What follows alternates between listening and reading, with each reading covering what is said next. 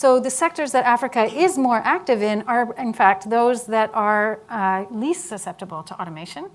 And so it does give some window of opportunity within manufacturing and with other things to be able to gather some of the skills, to get involved in some of this, and be able to potentially keep upgrading. So the need to really shift, there may be a little bit more time.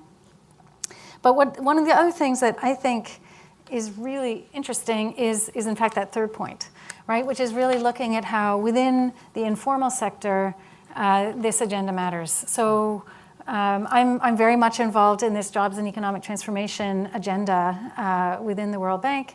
And I think it really is important sort of for two things. So often we've talked about inclusive growth. So I get asked, how is JET different from inclusive growth?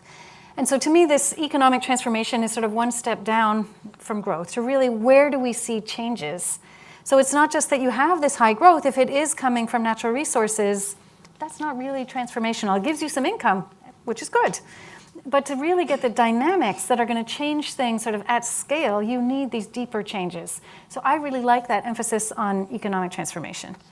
And then I also really like the fact that it's jobs, because simplifying, two easy ways out of poverty is one is transfers. So you can take some of this income, you can distribute it.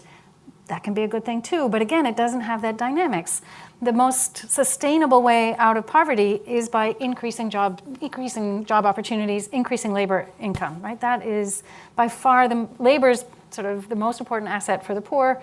Being able to use that more productively is critical. So to me, this shifting the sort of inclusive growth to economic transformation and jobs is focusing that much more closely on what we need to do. And I think this report, in looking at the informal sector, where the vast majority of the people are, is appropriate and comes up with a lot of ways, which is different from what we usually hear, about how these kinds of technologies really can be productivity enhancing. Thanks for watching. Be sure to like and subscribe for more videos from Brookings.